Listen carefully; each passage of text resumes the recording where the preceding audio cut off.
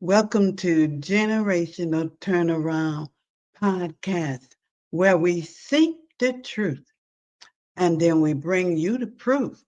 And the proof comes from the guests that I invite because they're here with their testimony, their story, or they are professionals in their fields. I'm going to pray us in. Heavenly Father, I come before you with Deon, my guest, and we're having a little technical difficulty right now. And we know you can do all things. So we're asking you to intercede in whatever is going on right now. We're asking you to teach us, to walk with us, God, to leave us down the path of righteousness, that whatever is going on, we know that it's not in your will. Father, we pray for our children, our family, and all those that we call to influence. May they know you intimately, trust you completely, and follow you wholeheartedly. Let them see in us a faith that is real, unwavering, and filled with grace. Break every generational curse, every cycle of pain, and every stronghold that has kept our families from fully experience all that you have for us, God. So I thank you for this opportunity to interview Deon and let him tell his story so that it will help the generational turnaround in our country, actually in the world. There's a time right now, there's some things that's happening that we don't have a hold on, a grip on, but you do, Father. So we will continue to say our healing words until we heal our families in this country. In Jesus' name, amen. Oh, that's perfect. That is perfect. Oh, I'm so glad you're here, Deon. Yes, I'm glad to be here. Okay, everybody, Deon is here, and now this show is on the road. We're going to let you know that this is Deon Patrick, and he is a part of and I'm going to say a group because at that time the Hazel Boyz was a group, right? Am I right, Deon? Yes, yes, Okay. And Deon did over 20 years in prison for a crime that he did not commit. And you were 20, Deon, at the time? yes. I was 20 at the time that we were arrested for this case. Okay. And your, let me see. And this happened in Chicago. Yes, Okay. Well, Deon, I don't want to tell your story. yes, I want you to tell your story as an introduction before we get into any question. I'm giving you so I don't mess it up. I want yes, you to say to the viewers who you are and why you yes. served 21 years in prison. Yes. My name is Deon Patrick. I'm the son and brother of a single mother who raised me and my brother. We were born on the west side of Chicago. I want to say in like the sixth grade, she moved our family to the well, us three to the north side of Chicago. So we really moved to that side of town away from our entire family because both sides of our family were like a block apart from each other. Um, and she really did it to try to give us a better life and give us a chance. We were really born in a very impoverished community and crime-ridden community. Um, a lot of like people breaking in houses and stuff when we were kids, and they were breaking into our house at the time because my mother, she actually did pretty well for us and for herself, but she would go to work and purchase nice things, and people would see them get delivered, and we'd come home and somebody had been and came into our house or our apartment. Um, so after moving up there, I was still in grade school, so I was in sixth grade. My brother was already in high school, so I kind of found me a new set of friends to hang with. I hung out a little more than my brother because he would go to school and come straight home, but I was more entwined in the community and getting to know people. We moved from a predominantly African American community to a community where there was only like four African American families in the whole community, and we all gravitated to each other because I think at that time we were uh, somewhat getting picked on or treated differently from the other kids in the neighborhood. My mom passed when I was 16. I was a sophomore in high school. By that time, my brother was away at college down in Carbondale at Southern Illinois University. Um, and at that point, I think, well, I know like my whole life changed. Like the one person that I knew as a disciplinarian, and a figure in my life that was there every day for my life was gone now. She was only 38 years old, which spiraled me out of control to where I became angry. I started to fight a lot, started hanging out a little bit more with my friends, which ended up with us hanging in the neighborhood and becoming um, gang, like end up being in part of gangs and stuff.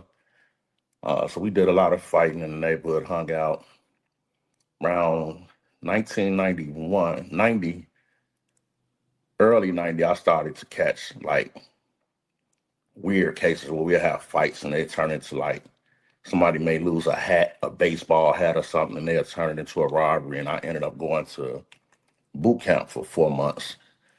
And so I came home. I left around July 91. I came home August of 1992. I was home like 3 or 4 months, almost 4 months. And in our community, a very tragic incident happened where two people were murdered inside of an apartment. Two people that I've never seen before in my life other than pictures that were shown to me in the course of fighting this case.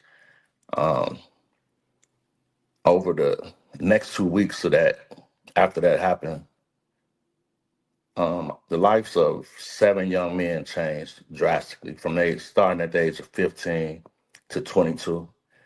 So the police made a roundup in our community, starting with the 15-year-old who at that time had an IQ of like 66 or 67. So they didn't deem him to be very smart or intelligent.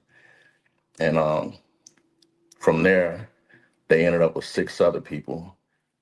And they put us all in rooms, and some of us were physically beaten, some of us were mentally beaten, and they beat everybody mentally or physically into confessing to a crime that we didn't commit.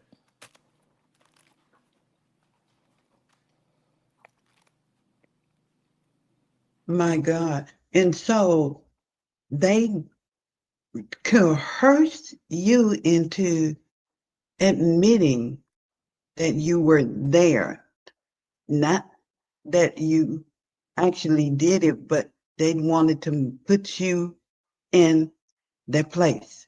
Well, the statement that affected me, they actually put the gun in my hand and tried to make me the actual killer, right? Um, Four of us, they made lookouts and they were outside and they were looking out for the police or stuff. Four of us, they actually put inside the apartment, which was two other guys, but my co-author, Daniel Taylor, was placed inside the apartment as well. But I think the irony in that is that the day this murder happened, Daniel Taylor was actually incarcerated. So he couldn't have possibly have been there.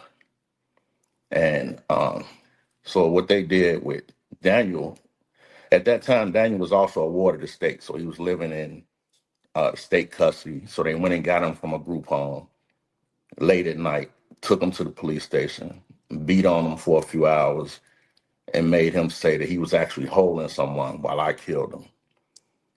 Now, after he made his statement, they put him downstairs in lockup, and I guess he got to like relax a little bit and get to think back to where he was at that day. He Mm-hmm. sent for the detectives and was like, "Man, I need to talk to the detectives." So they come down and get him, and by this time, they don't have a statement from me, Joseph Brown, or Rodney Matthews at the time. They bring him upstairs. He tell him, he say, "I couldn't have been there when that stuff happened. I was in jail the day that murder happened." They didn't Oh, believe him because when they looked in their system, it wasn't there yet because he hadn't been to court yet. So they put him back downstairs. Now, they started rounding us up December the 2nd. December the 5th, we all went to Cook County Jail, either with a court reported statement where a state's attorney and a reporter was in there typing, or a written confession in which the state's attorney wrote out himself saying that this is what God's told him. So we get to the county December the 5th. We have a police report dated, I'm not exact, either December the 8th or the 9th of 1992, that states that they found an arrest report for Daniel Taylor and they took it to their upper superior officer and showed him, like, this guy really was in jail the night this murder happened. What should we do?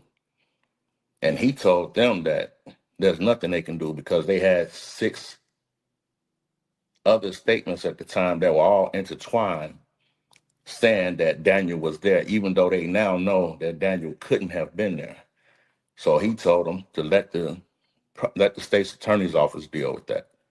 And that's how we ended up going through the process of going to trial on the case. so no matter what the paperwork said, no matter what they found out, they still sent him to trial. Yes. And it's crazy because there were steps to that because I sat in the county like 2.5 years, right? And so for like the first 3, 4 months, every court date, Daniel would come to court and say, I was in jail. I couldn't have been there. So we didn't even believe him because it's like, how could you have been in jail, but you sitting here with us saying that uh, you were in jail? So he just kept saying it. So I asked him one day, and I'm like, "Where's your bond slip?" And he like, "It's in my wallet." So I'm like, "Where your wallet at?" His wallet was in personal property at Cook County at the jail. So I'm like, Oh, have your lawyer go get your wallet out your property, right? So his lawyer goes over there throughout the month that we have to wait every court date and comes to court the next court date with this man's bond slip that proves that he was in jail the day this murder happened, right? So the judge decided that day that he was sending Daniel Taylor home. So he gave Daniel a $250,000 I bond and let him go home. But he didn't throw the case out. He just told us, the rest of us, "But you're going home today. The rest of y'all just be patient because something went wrong at this police station that night. And I just can't put my finger on it right now, right?" And so we all feeling like, okay, that's a plus for us. We should be out in probably the next court date or a couple of court dates after that. Daniel, as I said earlier, being a ward of the state, went home with no family, went back to the neighborhood, uh, ended up catching a drug case where they gave him a case for trying to sell some drugs. So he ended up back in the county jail with us, which kind of slowed everything down and where they wasn't in much of a hurry to get to the bottom of it because he was back sitting in jail with us now. So it was like we're here. Um, so over the course of the next year and a half, we all ended up going to trial. 5 of us got found guilty. 3 beat the case. One beat the case because at the end of his statement, they asked him, "Did we promise you anything in exchange for this?" And he told them, he told them, Yes, he promised to throw out my drug case if I said that this is what happened. So the judge asked them, like, is this a true statement? They said no, they didn't promise him to throw out a drug case. So the judge say, so how did y'all come in contact with him? Well, we arrested him for some drugs. Well, where's the drug case? Because they never charged him with the drugs. So he was telling the truth when he said that they promised to throw out his drug case if he say he partook in this case, right? The other brother, Joseph Brown, he beat it because they claimed that when they went looking for Joseph Brown, they only had a nickname, which was Slick. So the judge asked them, how did y'all end up with Joseph Brown? They said because he had a curl. Everybody had a curl back then. So how did you end up with Joseph Brown, right? So he ended up going home. Rodney Matthews, he actually went all the way to trial and beat his case, right? His lawyer beat the case out in front of his jury. Um, so out of the four authors, Lewis Gardner and Paul Phillips, they got 30 years and went to jail because they said that they were lookouts on the case. They got found guilty.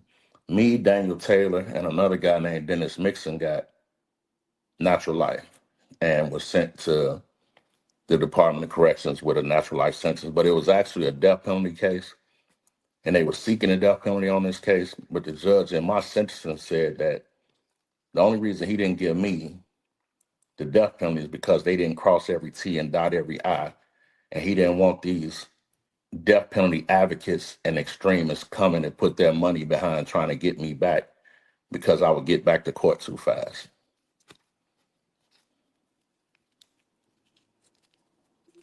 I can't hear you again. I'm so excited. I'm muted. No.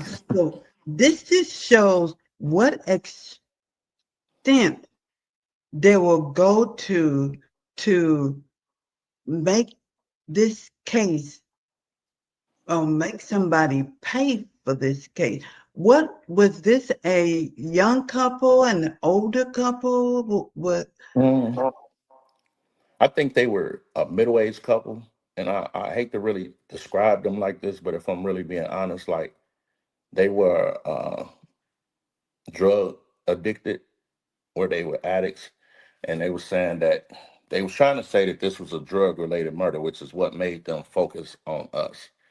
But Mm, because we were in that neighborhood, drugs were being sold in that neighborhood, and they figured that the people that was right here knew something or had something to do with this case. But mind you, I spoke about seven people. There was an eighth person on this case that was 32 years old. At 20, I wasn't hanging with 32-year-olds. At yeah, 15, Lewis Gardner wasn't hanging with 32-year-olds, right? And they had right. an eyewitness to the case who actually ID'd him coming out of the apartment. But she told them it wasn't us. But they didn't want to believe her. So they kind of flipped her testimony and said that she was afraid of us. That's Okay. why she said it wasn't us, but she did ID him. And my logic is if this is my friend and somebody I did something this tragic with, why would you say he did it and I didn't? And you trying to let me Right. come home. So it was the fact was this lady knew us. She had watched us grow up. Her daughter grew up in that neighborhood. So she had been seeing us since we were younger. And she like, I know them boys when I see them. That's not who I saw come up out of there. But they still sent us to trial, actually let her testify to that. But then they would turn around and impeach her to our jury saying she's afraid of us. And she didn't want to say that it was us because she was afraid we would retaliate against. Retaliate. Yeah. Yeah. Now, okay, let me just turn this where we can start with your family and the influence. Hmm. What? Okay, your mother instilled important values of love, Yes. discipline, and perseverance. Yes. So, in you and your brother, how did these values shape your decision during the challenging times of your life, especially when you face the loss of your mom and Hmm. the hardship that came behind that? Yes. I think for me, like I don't know, like I really struggled like with my my spirituality and my belief system at that time because Mhm. I was trying to figure out like why was these things happening to me. Because I feel like my mother was a great woman. So I never could, and I still don't understand why she only stayed 38 short years with the impact that she had on not just me, but our entire family, right? Um, and then move forward 4 years, I'm in a fight for my life now. And they're trying to put me on death row and they're trying to do this and do that. But I think now as an adult and a much older man, I used to ask why me and now I ask like why not me? Why not you? Because I understand now that I put myself in some very poor situations. I was a very, very poor manager of my life and my time at the time. And had I followed the blueprint that my mother had given me or laid down for me for those 16 years, I'd have never went through any of this stuff because I'd have been on somebody's college campus at that time, or I'd have been doing something productive with my life. And see, that's why I want to start right there Yes, because your mom had given you an arsenal of advice. yes, She had already made sure that you knew what you needed to know, and she also made you resilient. So, hmm, but after you lost her, yeah, that's that's the kicker right there. That's the key component to the your life turning. yes, This show is named Generational Turnaround. hmm, Now, the generation that you were in, and the the advice and the love and everything that you got from your mom. What generation were you in? What were you called? A millennium? I think we may have been in that generation or Well, Generation X. It was well, one of the two. how old are you? I'm 53 now. Oh, okay. Well, it's a millennium because Okay. that's what my daughter is. Yes.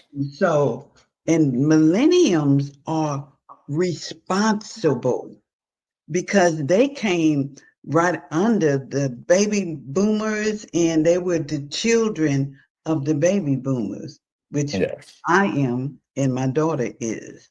And so going back, you think if your mom wouldn't have died, what do you think you would have been? Uh, this jail wasn't an option for me when she was alive. Like I truly know and believe that I wouldn't have went through any of the things I went through had my mom been here, because I wouldn't have been in those positions. I wouldn't have been that angry kid because I had a very happy childhood. I had everything that I needed. My mother made anything that me and my brother needed to be successful possible for us. Like I mean, like I can go back to the age of 5. My mother used to get off work and take me downtown to piano lessons. Like me and my brother knew how to play all brass instruments. Like we did things that normal kids out of our community didn't do. And she was exposing us to those different things, and she was putting different tools in our belts for us to be able to succeed in life. And I have cousins who are a product of things that my mother have instilled in them. They're 60 now, but they always talk about how she changed their life. So I know the impact that she had on me and my brother and seeing us do the right thing in life. And then the family had to move, you were saying. Yes. What did that have a positive effect? Continue to have a positive effect moving? I think it did to a degree because it exposed me to different races and cultures of people because I never had been around anything other than African American people, right?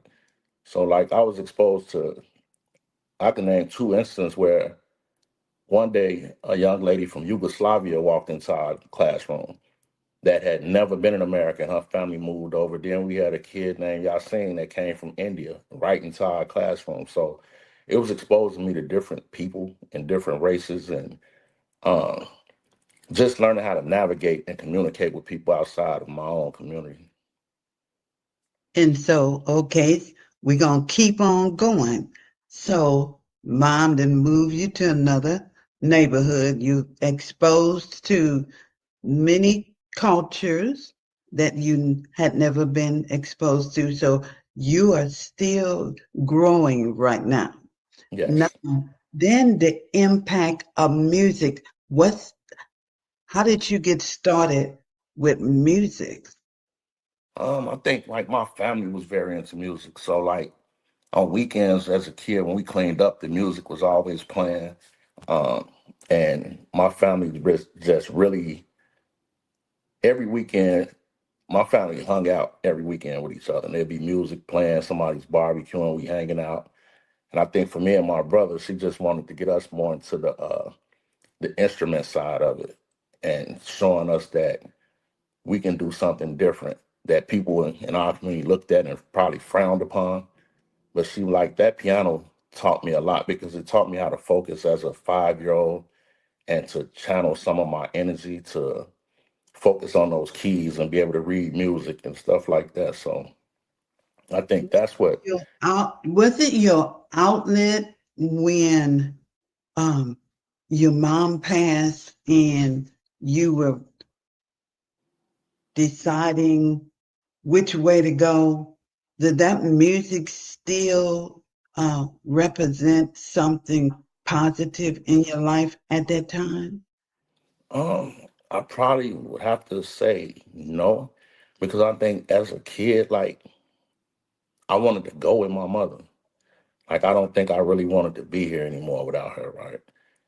I Mm-hmm. wasn't gonna hurt myself, but I don't think I cared if somebody else hurt me, and I didn't care about myself enough to put myself in better situations. And like a lot of the things like that she had instilled in me, like I started to rebel against a lot of stuff, like as far as discipline and instruction and stuff, because I was so used to getting it from only her. Like I had never had a male figure raise their voice to me because my mother wouldn't allow it because it's like I discipline him. Like you don't have to yell at him. Like and so that was all new to me to have people around me yelling or speaking loudly when I never had to get that from anywhere else. And so that's my next question, turning to the streets Yes. after your mom passed. And was it like all the things that you were doing at the time that your mom was still there? Were all those things no longer in interest to Yeah. you? Yes, I definitely lost interest in a lot of things. And then like the irony in street life is like most of the guys that you are in there with are guys that you grew up with. Like they're guys that you really looked at as your friends, right? And so I really just they gravitated to me in that time of grief, right? Like they were there. They were there for the funeral. They was spending nights at my house, not going home, getting in trouble with their parents because they didn't want to leave me alone, right? So I think like that kind of brought me closer to them and we build like a brotherhood and and then I learned too like just sometimes like we grow up in these communities that have these imaginary boundaries, right? Mm. Where we are taught early on, we don't go over there and they don't come over here. But it's like, why? Nobody can tell us why, right? And so we grow up not liking this community, even though they look like us, they talk like us, and they skin color is the same. But we've been taught that we don't get along with them. And we start to inherit that because now if we go over there, somebody over there might chase us back. Or if they come over here, we chase them back. And it's just like, oh, it starts out with rock fights as little kids. and then it starts to elevate to bottles and bricks and sticks, and it just keeps elevating. So I think for me, like just gravitating to my friends, well, I don't even call them my friends anymore, but they were my so-called friends at the time, because I think in due time, like the streets will show you that the streets don't love nobody. So, okay. So now, did this happen while your mom was alive, or this is the new life that you started when you went to the neighborhood and your mom died? Well, Did, I actually stayed in the same on the north side. I still um commuted to up to the north side for school with my friends. So it definitely hadn't started when she was here, because like I was a kid that had to be in the house when the lights came on. It right. wasn't no hanging out to 10, 12 at night. Like it was when these lights come on, you better be in this house or you on punishment for 2 weeks. So I just think, but it was the same group of friends. But I just think we all started to follow each other a little more and be outside a little more. And it just started to grow until where before we knew it, like it was gang stuff going on. Cause there was a lot of like Latinos in that community too, like Puerto Ricans and stuff like that. And it'll be fights, and we look up, they claiming a certain gang, which by default puts us in a certain gang because we from over here. And it just started to grow like that for us. Now, here you are. You're not really getting in trouble, but you're in an atmosphere where trouble could come at any moment. Yes. Okay, so now here we are. It's been how many years since your mom passed that this happened to you? My first time going to jail, it was probably like a year and a half. She died in like March of 1988, and I think I got arrested in like early 90. And then I came home after going to boot camp for 4 months in August of 92. So it was like, at the longest, it was 4 years after she passed away. Okay, so here you are. You're in the fight for your life, Yes. and you're 20 years old. Now, take us from that day in time to when you got out. Man, like I think for me, like when you go into those places, you have to pretend to be somebody that you're really not, right? Um, I had made up my mind early on that I wasn't letting nobody hurt me. I wasn't letting nobody do nothing to me. So it was like I defended myself with every fiber in my body. Like I'm not letting nobody do nothing to me in this place, right? And it's weird because like I don't think I changed until the day I walked out of there, because I was doing my time as if I had to be there forever. And I was still getting into little trouble in jail, but not major trouble because I really wasn't a troublemaker, right? But I still was prepared to defend myself at the drop of a hat in there, right? And like they came and got me, like I didn't know I was coming home. So they came and snatched me off the yard and was like, go pack your stuff, you going home. Can And I interrupt you? I got to ask you this question. yeah, While you were in there, did fate come in to the picture? yeah. With, I think I've never thought I was going down the penitentiary. And when I used to tell people that I had natural life, they would tell me I don't act like I have natural life. So I used to ask them, how does a person with natural life supposed to act, right? Because it's like Mhm. I could be having a conversation with a guy and I'll be talking about going home. And then they'd be like, how much time you got? And I'd be like, I got natural life. And they'd be like, why are you talking about going home? Because I'm going home. So it's like Mm. I always knew that I shouldn't have been there. and that Yes. eventually the truth was gonna come out and we will be back home. So like, and I prayed every day.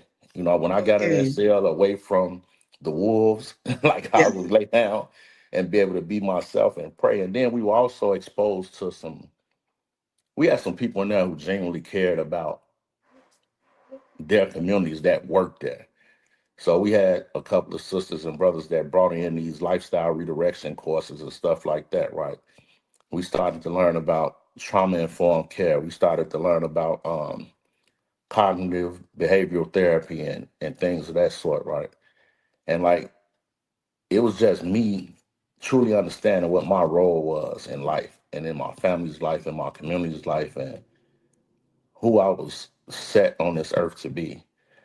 Because Okay. like I said earlier, like we pretend a lot. Like nobody was came into the earth bad. You were. Like something happened in these people's lives that was a traumatic experience that they didn't know how to cope with, and it changes something in you. And either you're gonna figure it out or you're gonna go down a dark road until you figure it out if you stay here long enough, right? So I think for me, like just knowing that at some point I realized like I didn't fit in jail. And people like, what you mean when you say that? I'm like, this ain't my crowd. Like there's a lot of it's some bad people in jail, right? And it's like Yeah. I just never felt like I was a bad person. And maybe I was bad to the people that I felt like would do bad things to me, but I wasn't a genuinely bad person. I didn't like bullies. Like I'm always challenging somebody that's picking on somebody. Like I just didn't. It's certain things I didn't like, and I think me knowing that I had a goal to never go back to that place, I already knew what I was gonna do when I came home. So when I came home that day, my mind was already made up. Like I'm never going back. Like I'm doing everything the right way, and I'm gonna show my kids and my grandkids that it's possible too. So when you were in there, you knew you were going to get out one day. You knew Yes. you were not going to be in there to natural life. Hmm. What was it about the people that was around you? Were you a motivator, or were you a loner? I've always had my mother built. She raised leaders, right? So I've always had leadership traits instilled in me. Like I've never been a follower. If it's something I don't want to do, I'm not gonna do it. Like Hmm. I don't drink or get high. I've been around kids that was growing up like, here, drink that. I'm not drinking that. So it's like I never did anything to just fit in, right?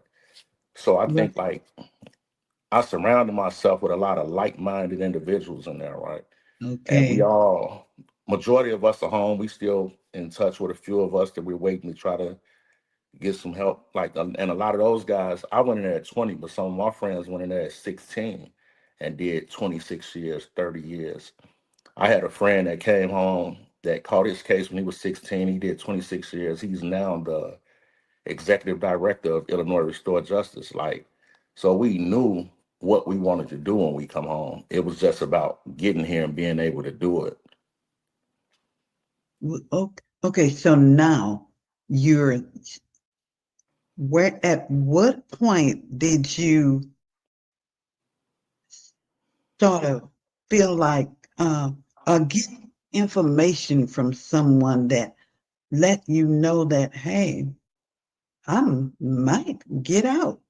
I I mean, because 21 years Hmm. you had done, but what point, what year did you say, I'm turning this around.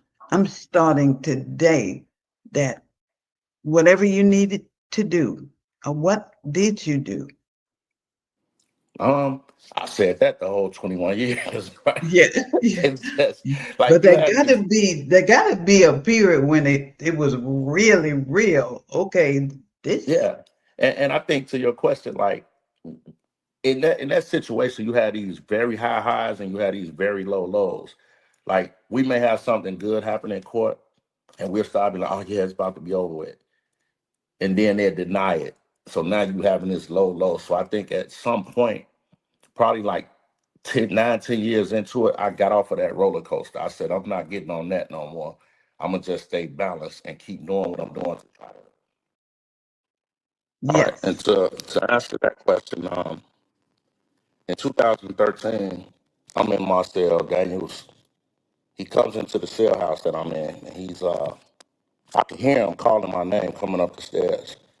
So I jump out of my bed and I'm like, what are you doing over here? Because he didn't live in that cell house. And he comes to my bars and he like, man, I'm up, I'm going home. And I'm like, what? Because I'm like, how you going home? And I'm still sitting there. But that was always our goal because we wanted to prove that he was in jail the day this murder happened, which would snowball into me being able to prove my innocence, right? And Right. so he was like, turn on the news. I'm leaving today.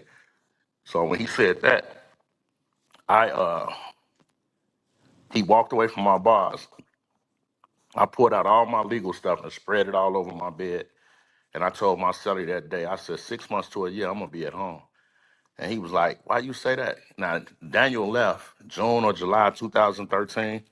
I went home January 2014.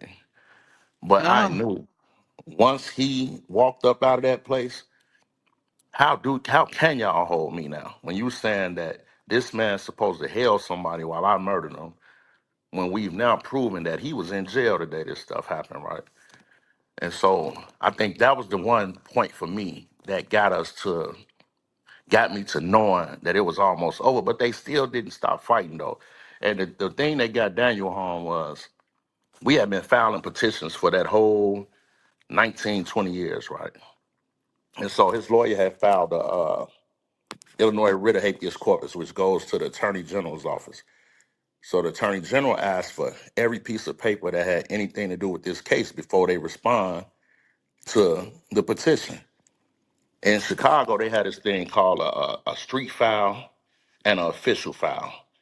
The street file is every piece of evidence they accumulate throughout their investigation. The official file is what they put in there and turn over to us. mm-hmm. They held some stuff back in the street file that they never gave us that proved that Daniel was in jail 3 weeks after we got locked up. And they went and interviewed the police that signed them out that night.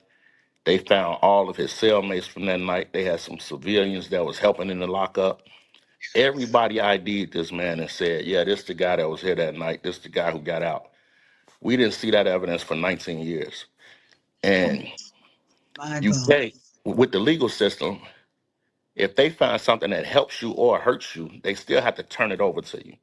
They can't decide, oh, we're not going to get this to them because it helps them. What they have to do is give it to you and you have to find it because they can't say you didn't use your due diligence and find it because we gave it to you. But they can't just decide not to give it to you. And so when the attorney general saw that, she wrote Daniel's lawyer a letter and was like, I'm not even responding to your petition until you take this back to the circuit court and let them deal with this.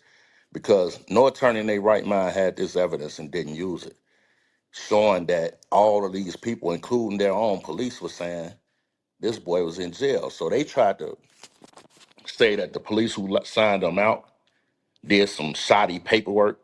It put 10 o'clock on it, but it really wasn't 10 o'clock. But he said, I didn't get to work till 9:30. So it had to be 10 o'clock because my shift didn't start till 9:30. And the murder happened like 8:43, 8:47. So it was like he had to be here when I got here. So he's always been an advocate for saying, no, this is the guy that I signed out that night. I didn't sign nobody else out. And it took that many years for that somebody to find that. Yes. And the sad part about it, it wasn't someone on our side. It was someone on their side that just had the integrity and the wherewithal to be like, I'm not going to be a part of this. I'm sending this to their lawyers and then we can deal with this after it comes back. Okay, but his lawyer Hmm. did not even find it. No, because they never gave it to us. Because the street file doesn't go to the state's attorney's office. They keeps it in an archive.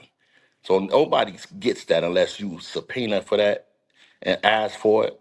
which we never thought to ask for because we thought they did everything on the up and up and gave us everything Oh, that they had. okay. Yes. Well, okay. So here we are. You, what's his name? Daniel? Yes, Daniel Taylor. Okay, so Daniel getting out. Hmm. Now, you are always knowing that you were going home. Yes.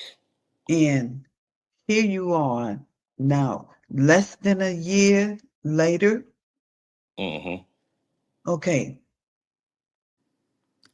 did they ever find who did murder the couple?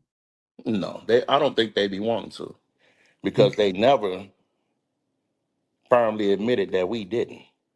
So they still want society to believe that, oh, we had the right people. Even though all this mountain of evidence is showing that it couldn't have been us, they're never gonna issue us an apology, nor will they ever say that we locked up the wrong people, right? And so it's Not like, even to this day? no. And they gave us a vacate order, which vacated our conviction, and they gave us a certificate of innocence, which is supposed to say that we believe they were innocent. But their language always is, we just didn't have enough evidence to take them back to trial. Okay. Okay. When I started Generation of Turnaround, I Hmm. was because I have four nephews in prison, Hmm. young black men that were the age that you were and your friends were. And so I went on and got a transitional resource and trying to do everything that I could do. Hmm. But the system had them so tied up, and we're from Mississippi. So Yeah. it was really uh, a very hard pill to swallow. It's, now we talk about your mom, but what about your other relatives? Were there anyone else that was there for you? Um, I think throughout the course of my 21 years, a lot of people were there in and out because they also had lives going on and they had things. I have an older brother, like, and I love my brother to death, but I came to a point in my life where I understood, like, my brother was married, had two young boys. He had Yeah. moved to Jacksonville, Florida, uh, and he had a life to live and he had to raise his boys the right way. So I had to figure a lot of stuff out on my own, Right. really, right? But love my brother. Like I don't hold no ill feelings towards him or anybody in my family because I understand now that I What didn't it get put in is. that place because I was doing right by my family. Right. I was put in that place because I was actually straying away from my family and found me another family that really wasn't my family. And um, so I appreciate all my cousins and aunts because I was raised by nine aunties. I don't have any uncles. I had one uncle, but he passed when I was like 1 years old, so I don't even remember him, right? So I've always been around strong black women that, and most of them were like single mothers. Like it's so weird. Like I got nine aunts.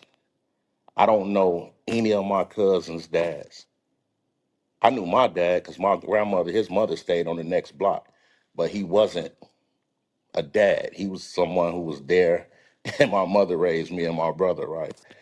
But I don't know any of my cousins' dads. So everything around us was black women that instilled certain things in us, right? And getting us to Yes. understand how important it is to be a man and be a family man at that, right? Because Yes. all of our family men were born into our family. They didn't come from outside sources. Okay. Okay. So now, do you have children? Yes, Okay. Girl, boy. I have a son and a daughter, and I have four grandchildren. Oh, my God. Yes, indeed. And so, what are their ages? My son and daughter is 33 and 32. I have a 15-year-old granddaughter. I have a grandson that just turned 12 on the 6th. I have a granddaughter that will be 11 on the 15th. And I have a 4-year-old granddaughter. So what kind of relationship did you have with your children being that you were there? I think I probably had a better relationship when I was there than I did when I came home. Right? But we're getting back, like, because I think like uh, just when I came, my son has no kids, so all four of the grandbabies are my daughters, right? And Hmm. my son and I be trying to get my kids to understand, like, if anybody knows we can't get that time back, it's me. But they had these moments where they want to be kids and they're 30 some years old now. And it's like, Yeah. my focus is these grandbabies and making sure they have everything that they need, right? Right. Am I Right. going to be there for my kids? Of course. But let's figure out how we take care of these kids that can't take care of themselves right now. And so, Exactly. uh, but I think like we're definitely in a much better space than we were when I first came home. Like my son, he's more quiet where he could be thinking some stuff, but he won't voice it. My daughter used to voice her opinion, and a lot of time it was totally wrong, but it was how she felt. And I was just trying to get her to understand, um, like we went years, like year rather, without talking, and then we'll see each other. She'll get to crying, and I'm telling her like we got to stop meeting like this because I need them in my life. That's what makes my life easier, right? Yes. My grandkids are my everything. Like I feel like Paw is like everything to them, so we Yes. don't fall out at all until they do some stuff at school and I have to get on them. But they don't. They're fine. Like so, I think I'm definitely getting in a better space with how to deal with my kids and get them to understand that like I only want what's best for them. 'Cause I think my son feel like I push him too hard, but it's because I want more out of you, and I know you got it in you. So it's like I don't understand it. Then I find myself saying things that my mother used to say to us. So it's That's like what I was going to say. yeah, like I'm constantly talking to them about the things that she instilled in me and my brother and how certain things should be and go. So uh, we definitely get in a better space and we learning each other still. It's been over 11 years I've been home, but we're still learning each other right now. Well, another thing with generational turnaround is also to bridge the gap. There's a Hmm. big gap Yes. with between the parents and the children or the young folks that we may all know. Hmm. And now in this time of technology, it's very easy to stay in touch with each other and not even see each other. Yeah. Texting, It's very impersonal now. Like very impersonal. yeah. So what when I'm talking to TikTok young people, there are a lot of anxiety, stress, and depression Hmm. at very young ages. And a lot of their fathers are not there. Hmm. So they're being raised by the moms, the aunts, the grandmother. Hmm. What, when you came home, did you have a feeling, a need to give back to the community as far as the young men to Definitely. try? Yeah. Definitely. Like I partook in the football team from my old neighborhood when I first got home.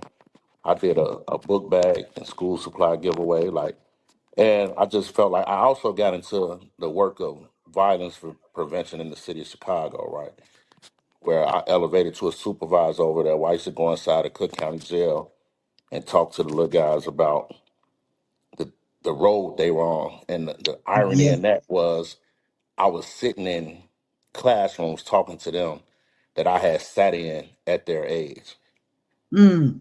and them being able to hear me talk. And then when I tell them how much time I did, I had did more time than some of them were old, Okay. and they were like, Mhm. "Whoa," because they couldn't see it with me walking in there. But then when I get to talking, they always. 'Cause I used to train with this guy named Benny Lee, and Benny Lee used to always talk about how, like, if you to say something to your 10-year-old self, what would you say to him now? Yes.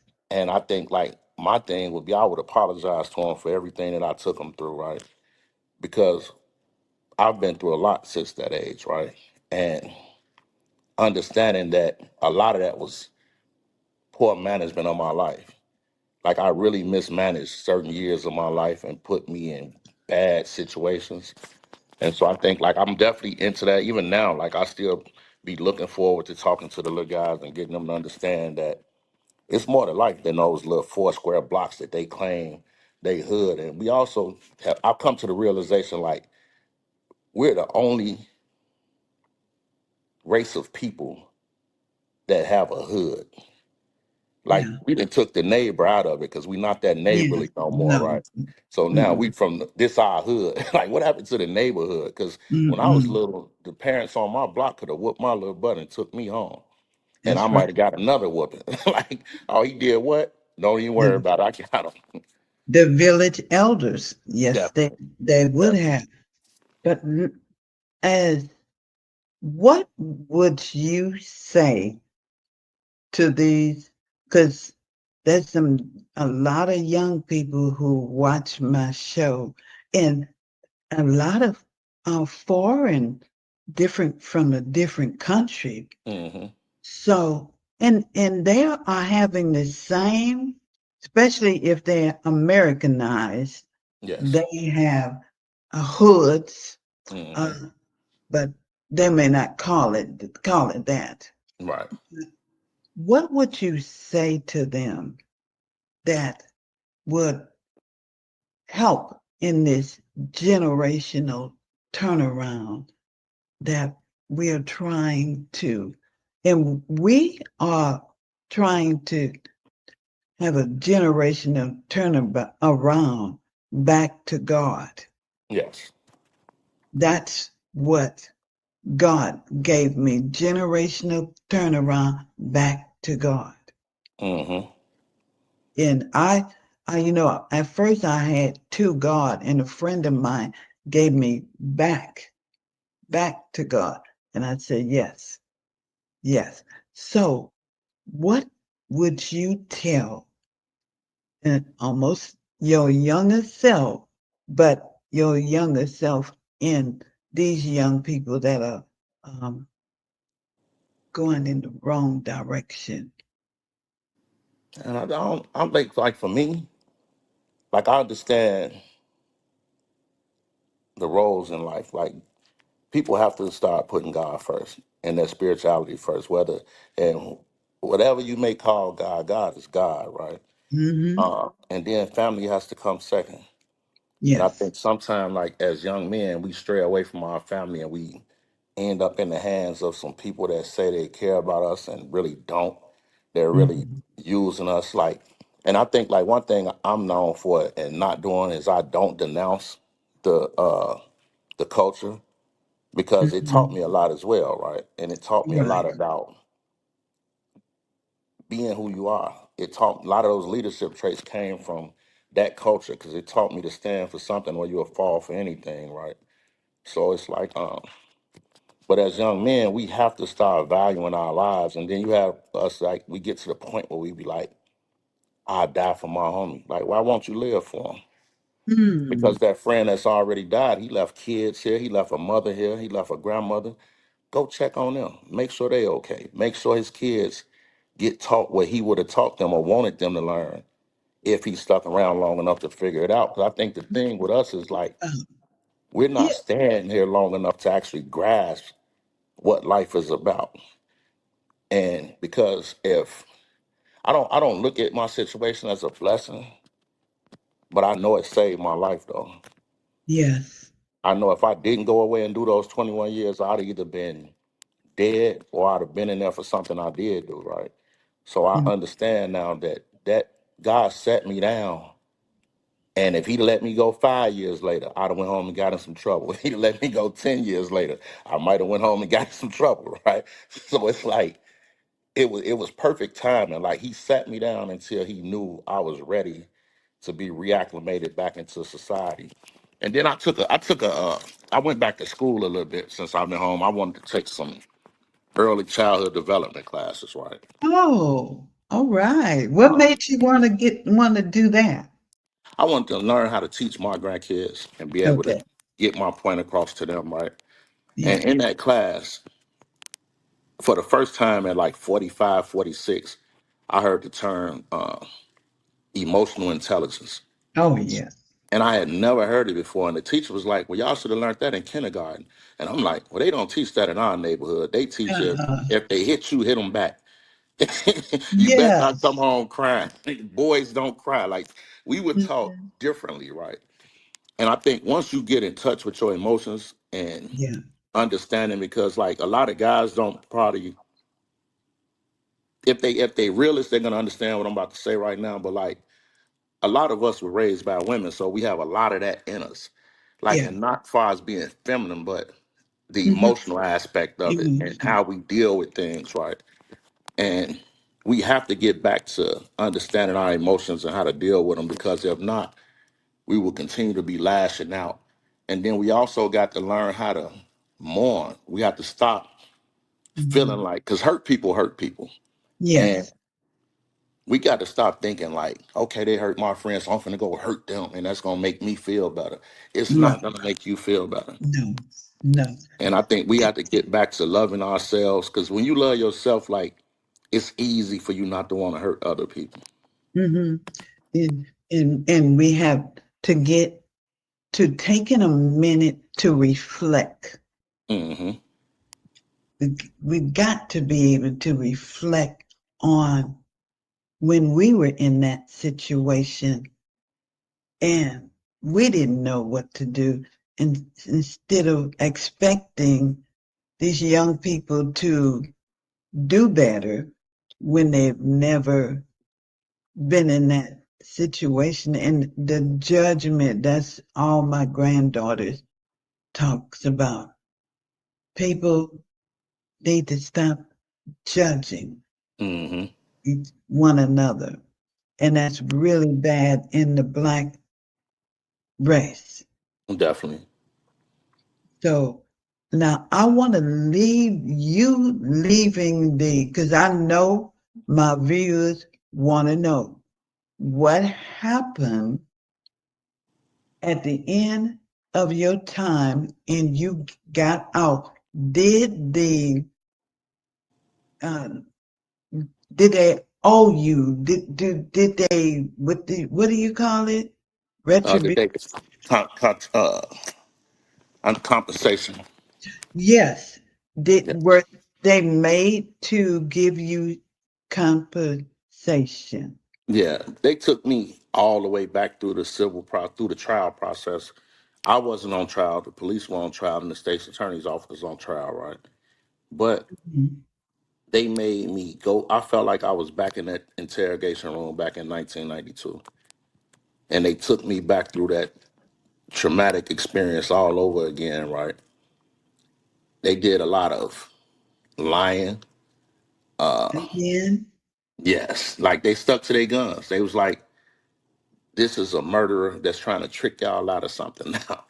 He wants y'all to pay him for killing two people." And I'm looking like, but I thought y'all gave me a certificate of innocence that meant I didn't do it. But it's like, I had some.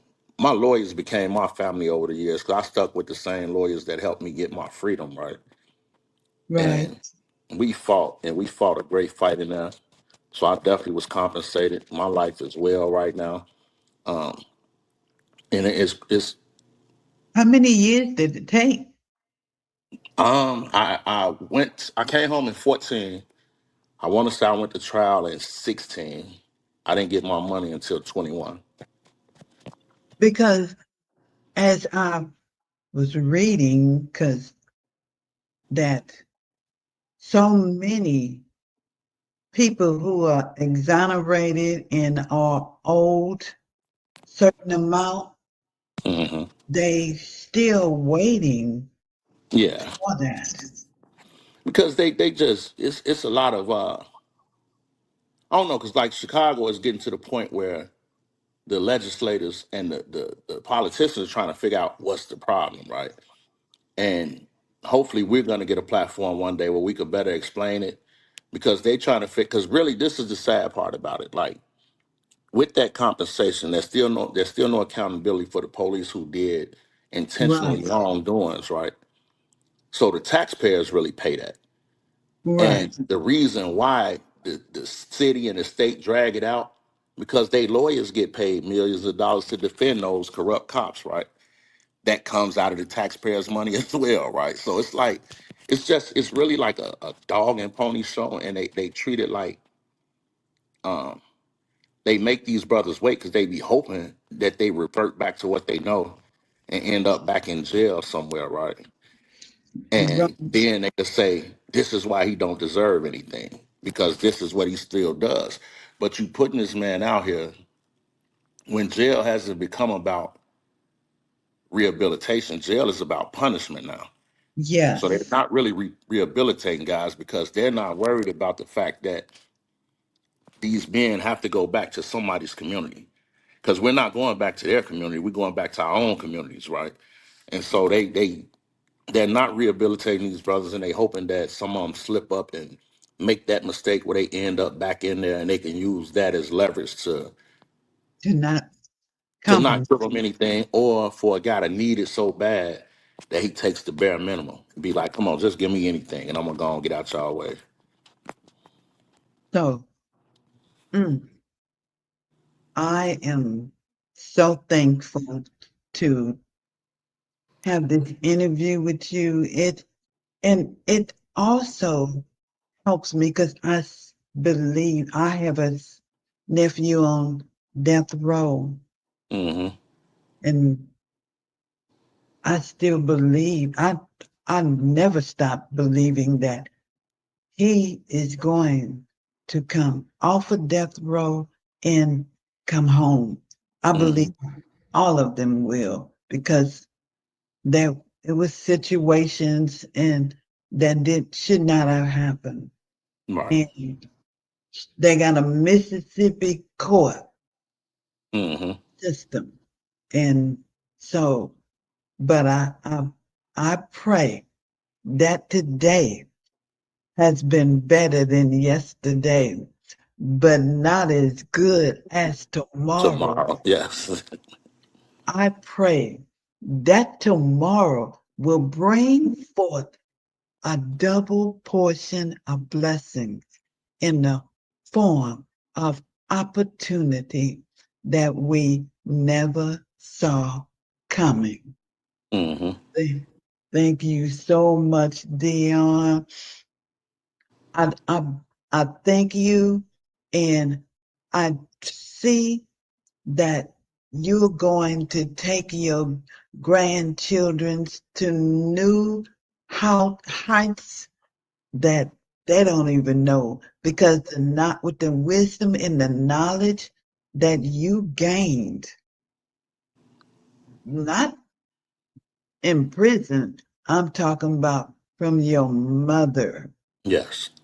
And that is what's going to help you catapult those babies and your son and daughter. Hmm. Yeah, it's going to be right now. This world is in a topsy turvy, but that doesn't mean our world, individual world, have to go with that. Right. Yeah, if we trust in the Lord with all our heart, lean not to our own understanding. That's it. That's the key component. So I hope that you will come back and let us know what Deon is doing because I know it's not over. Definitely not.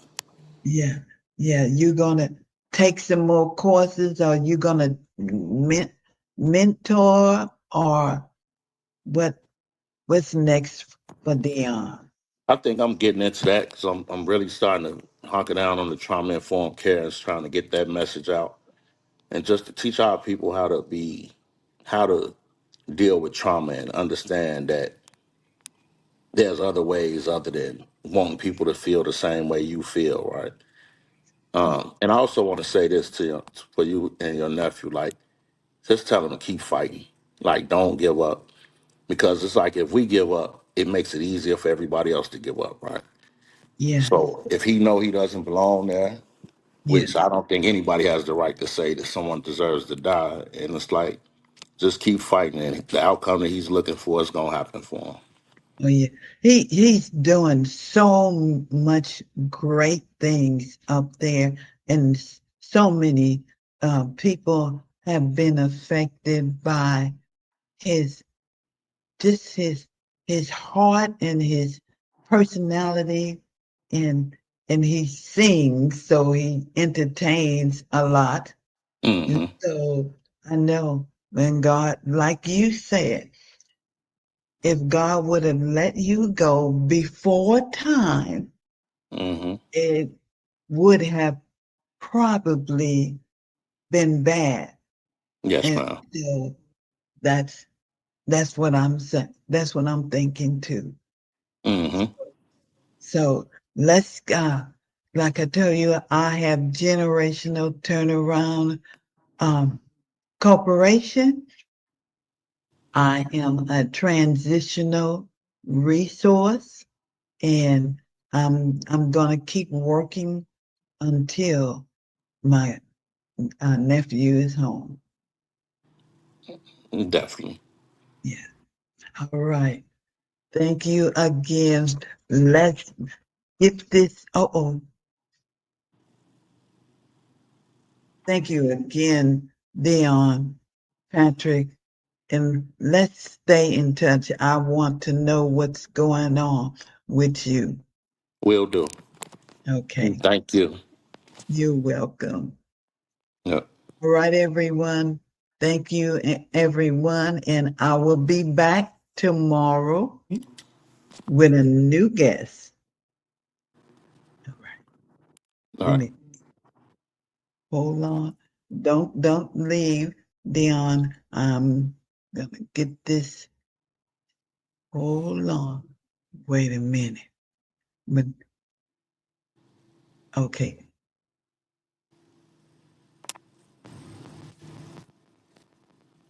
I am who I am, no need to justify. Goodness and mercy follow my way. For I am who God says I am each day.